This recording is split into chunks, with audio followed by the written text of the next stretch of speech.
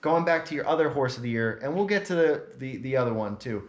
No pan intended. That was a pretty cool Breeders' Crown as well. You were against Pronger, Yeah. who I guess was your main rival that year, or just going into the Breeders' Crown. Yeah, like in late in the season, like that horse hit his his best stride was late in the year, and yeah, so he was probably the horse I had to beat. He won his limb, and I won my elimination, and so yeah, he was probably the horse I had to beat. Triple Crown winner. He went all over the place with him, and then he comes to the Breeders' Crown. Like, just the season, we don't see that also too. Like, to win all of these major races, going perfect sting as well. Like, you see these horses, they have a good 6 weeks. Mm-hmm. But a horse like No Pen Intended, it's going to be an entire season. Like, that's so hard to do. Yeah. And was he still okay in the Breeders' Crown? And, I mean, that is something that you don't see at the Meadowlands, where you end up getting the front and Pronger's on the outside and you're not letting him go, and it's a good old-fashioned slugfest right to the 3/4 pole. So, like, at that time of the year, my horse, he was still sharp, and everything else, but Pronger had actually started coming into his best. And like I said, he won his limb, I won my limb. And in the draw, I got first choice. I took the 3, and then Ronnie Pierce took the 4. And right then I was like, what's he trying? I mean, like, I was thinking he'd be like wanting to follow me, but evidently he was like wanting to go by me. So I was pretty much kind of ready for him. I stayed on the outside till past the quarter. Then I moved my horse to the lead, and Ronnie was right behind me. And when I made the lead, he took a run at me. So yeah, it was right from then. It was on from there. But my horse, my horse is actually better. I felt, and obviously he was. I mean, like, I left him out, and then he went on to win. So, I'm sure you've been in that situation 100 times, but like you said, you're on the lead with one of the favorites, and then the other favorite comes at you. Yeah.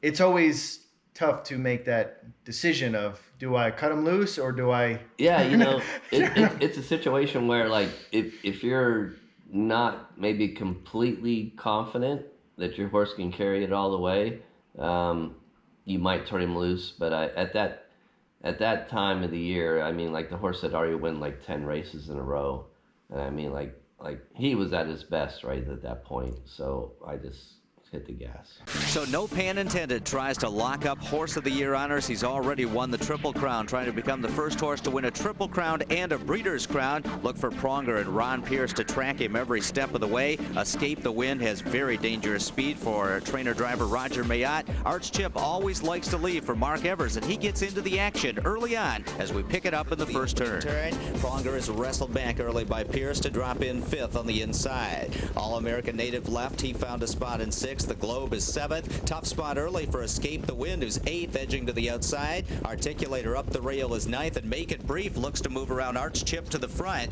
The quarter in 27-2. Yankee Cruiser is already off the cones, waiting for the cover flow, and No Pan Intended on the move. Pronger is rank right on his back, getting carried into it, so No Pan Intended will attack Make It Brief for the front. Arch Chip, who left hard, is now 3rd in behind the battling pacemakers. Pronger is 2nd over, 3rd over is All-American Native on the outside.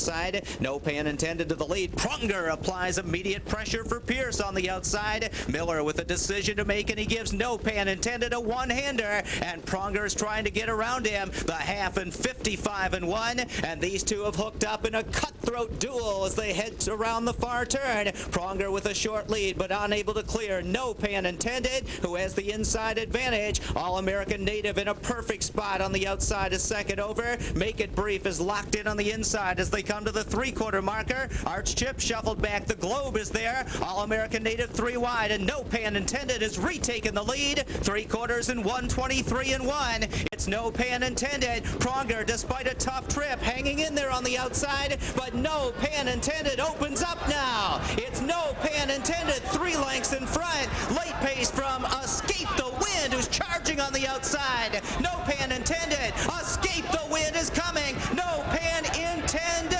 Very tight. Well, at the quarter, he was following me real tight, and I knew what he had on his mind, and I didn't want to cut him loose and get caught in behind him or anything go wrong. So I took my chances and just left him on the lead, and I think he went a very tough mile. Top of the stretch, you open up again. Tell us what your strategy was there, and did you see Escape the Wind at that point? No, I come off the last turn. I had a good hold of him, and I asked him. He opened right up, and through the stretch, I didn't hear a Roger until way late. But my horse, he fought very game right to the wire. Is this the most gallant effort he's had yet? By far. And it's a small difference between, no pun intended, and like you were telling me earlier, Pet Rock. Yeah. Right. So no pun intended. Just you have all the confidence in the world. He hasn't been beaten. He's just gonna win. Yeah. He's the best horse. I got to do this. Pet Rock is one of the best horses, Right. and there at that point there wasn't a standout in the division. Foiled Right. Again was amazing, but so was every other horse. Right.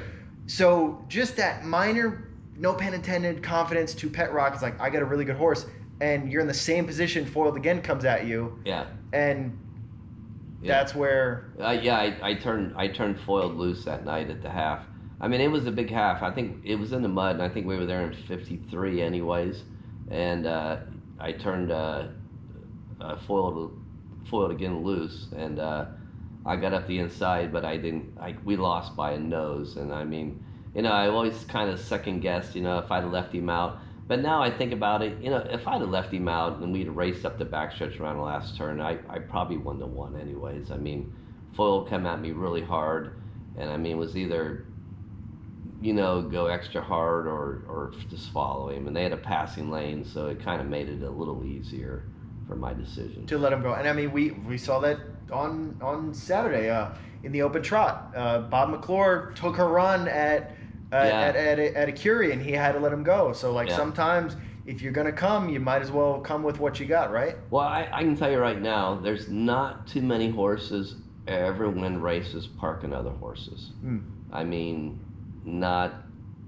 it's not a way to win a race parking horses, especially from the quarter pole on. I mean, maybe from the half on, but I mean, it's not a winning move, I feel. Especially when they take the run at you. It's one thing like if you're, if they're just out there riding along, but I mean, when somebody comes at you right past the quarter, and it's just not a winning move. I mean, you don't see many horses park other horses and go on and win unless they're just tons of best. I mean, it's just not it. And it's sometimes, listen, guys make mistakes. I know you drivers don't like to admit it. You guys are, you guys make mistakes. You'll admit it. Hey, try it. But it's just it's tough to always have a perfect drive. Do you like to sometimes put your fellow drivers in uncomfortable positions? Like, hey, I know your horse likes to be on the lead, but guess what?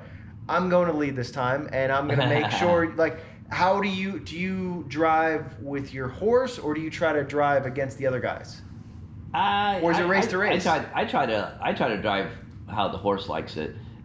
It's hard to make a statement in a final or a big race unless you know the horse and he's coming into the race.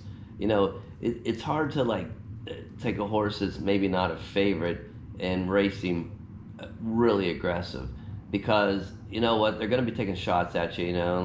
Unless for some reason you really know the horse. I mean, myself, I try to trip him out and try to have him in position, but to go hard from start to finish and them hang on and win, it's pretty tough for some horses, unless there is the exceptional horse. But I mean, it's hard to make a statement parking favorites in finals and then going on and winning. I mean, I'm not saying it ain't never been done, because I'm sure it has. It's not a way to live by, right? It's not a way to live by, yeah.